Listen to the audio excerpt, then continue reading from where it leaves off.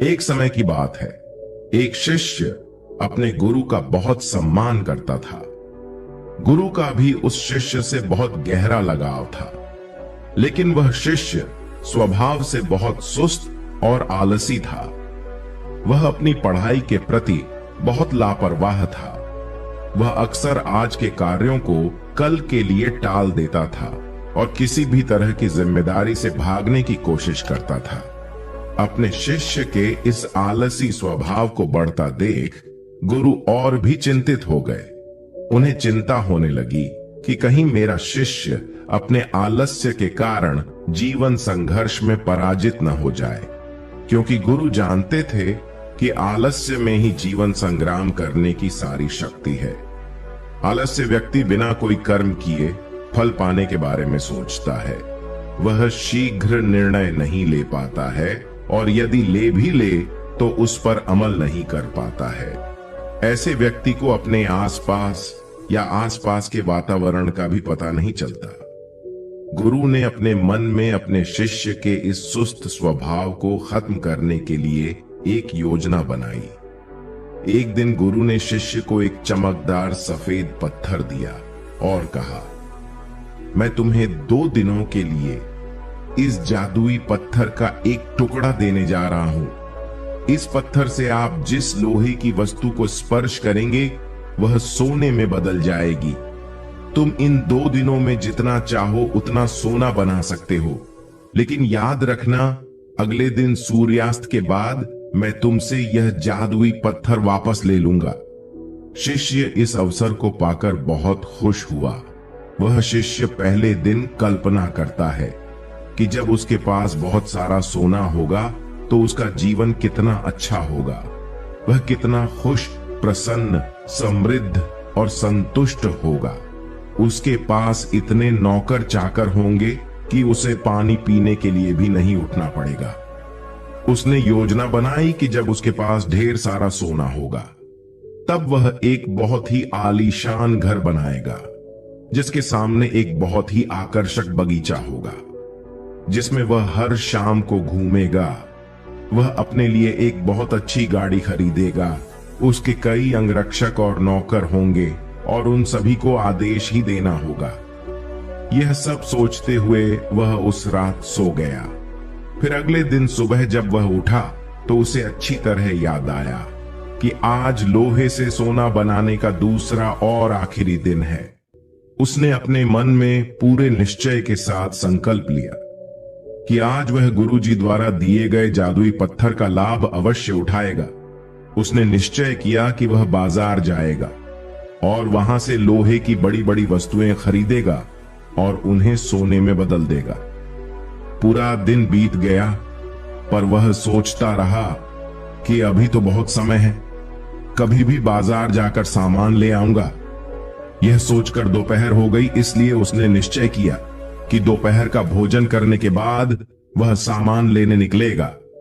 लेकिन खाने के बाद उसे आराम करने की आदत थी और उठकर मेहनत करने के बजाय उसने आराम करना उचित समझा।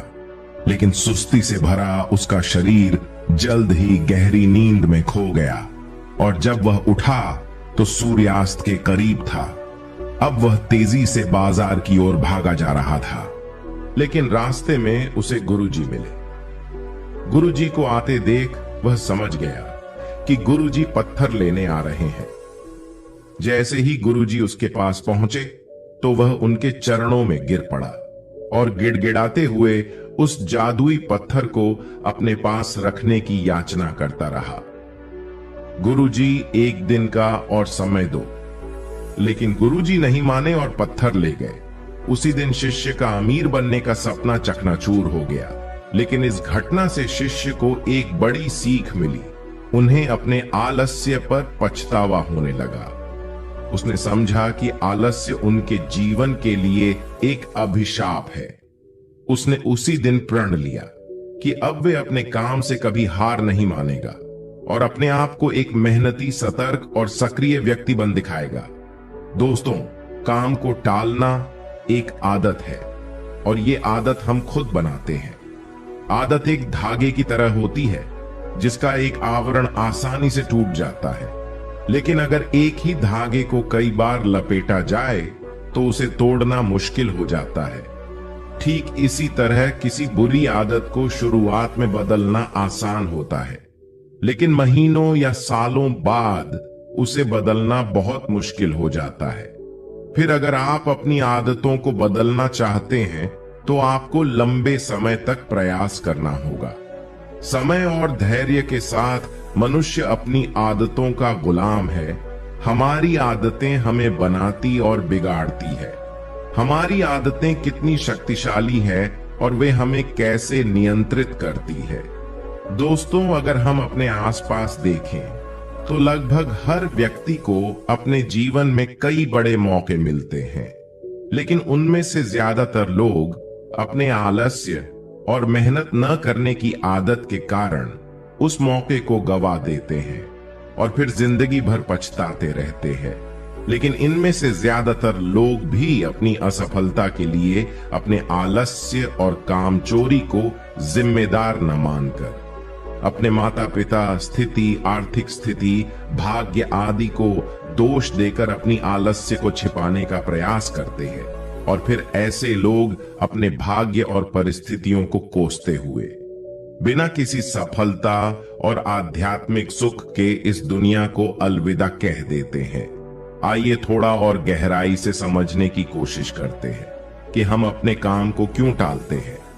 क्या हम कभी YouTube पर कोई कॉमेडी वीडियो देखने के लिए आलस करते हैं? नहीं ना, आप आलस्य तभी करते हैं जब आप पढ़ाई कर रहे होते हैं या ऑफिस के किसी प्रोजेक्ट पर काम कर रहे होते हैं। अर्थात मूल रूप से हम गंभीर चीजों के बारे में आलसी होते हैं, जिसे करने के लिए हमें शारीरिक या मानसिक रूप से कड़ी मेहनत करनी पड़ती है। अब अगर आप काम को टालने से बचना चाहते हैं तो इससे आपको बहुत मदद मिलती है। काम की समय सीमा, काम पूरा करने का एक निश्चित समय या एक निश्चित तारीख होती है। मान लीजिए कि आप एक कार्यालय कर्मचारी हैं और आपके बॉस ने आपको एक कार्य दिया है जिसे आपको कल तक पूरा करना है, तो आप पूरा दिन आलस्य में यह सोचकर व्यतीत कर सकते हैं कि अभी भी एक पूरा दिन शेष है, लेकिन तब आप रात भर जागकर उसे पूरा कर लेंगे, क्योंकि कल आपको वह प्रोजेक्ट देना है, क्योंकि कल के बाद आपके प्रोजेक्ट का कोई महत्व नहीं रह जाएगा। तो यहां उस काम को टालते हुए भी समय पर पूरा किया, क्योंकि यहां आपके सामने डेडलाइन थी, फिक्स टाइम था जिससे काम पूरा हो गया। काम करने का यह तरीका आप अपने दैनिक जीवन में भी अपना सकते हैं कि अगले 1 घंटे या 1 दिन में मुझे इस काम को पूरा करना है। काम को टालने से बचने का यह बहुत अच्छा तरीका है। मैं खुद भी इस तरीके का इस्तेमाल अपने रोजाना के काम को करने के लिए करता हूं। दोस्तों, हम क्या करना चाहते हैं और अभी क्या कर रहे हैं, अगर इन दोनों में बहुत ज्यादा फर्क है तो हमारे अंदर एक लड़ाई शुरू हो जाती है। तो ये हमारे अंदर तनाव और अशांति पैदा कर देती है। आलस्य एक ऐसी चीज है जो इंसान करता तो है, लेकिन करने से कभी खुश नहीं होता। मान लीजिए आज आपको कोई काम करना था, लेकिन आपके दोस्त आए और बोले कि भाई चलो घूमने चलते हैं, मौज करते हैं, और तुम निकल जाते हो उनके साथ घूमने के लिए। आप दिन भर घूमते हैं, लेकिन आपके दिमाग में हर वक्त यही चलता रहेगा कि मुझे आज वो काम करना था, वो काम छूट गया, और इसी सोच की वजह से आप उस पूरे दिन को ठीक से एंजॉय नहीं कर पाएंगे। एक बात और गौर करने वाली है कि काम को टालने की हमें आदत होती है। इसके पीछे 5 बड़े कारण हैं। पहले तो आपको जो काम करना है और उस काम का जो फल आपको मिलेगा, अगर उस काम का फल मिलने की संभावना बहुत कम है तो आप उस काम को टालने की कोशिश करेंगे, क्योंकि आप में उस काम को करने की प्रेरणा कम हो जाती है। दूसरा, कोई ऐसा काम जो आपकी आवश्यकताओं के अनुरूप न हो या आपको वह काम करना अच्छा न लगे तो आप उस काम को टालते चले जाएंगे। तीसरा कारण, यदि यह आपके लिए आवश्यक नहीं है या करने का कोई बड़ा कारण नहीं है तो आप उस कार्य को टालते रहेंगे। चौथा कारण, यदि हमें किसी काम को तुरंत करने का लाभ मिल जाए तो हम उस काम को करने के लिए उत्साहित होंगे, और जिसका हमें काफी समय बाद लाभ मिले तो फिर हम ऐसी चीजों से बचने की कोशिश करते हैं। पांचवा कारण, असफलता का डर। अगर किसी काम में हमारे असफल होने की संभावना अधिक है, तब भी हम उस काम को टालने की कोशिश करते हैं। दोस्तों, अब सवाल यह उठता है कि काम टालने की इस आदत से कैसे बचा जाए। देखिए, अगर किसी काम को करने में ये 4 चीजें आपको मिल रही हैं, तो आप हर हाल में वह काम करेंगे। पहला, मनचाहा परिणाम।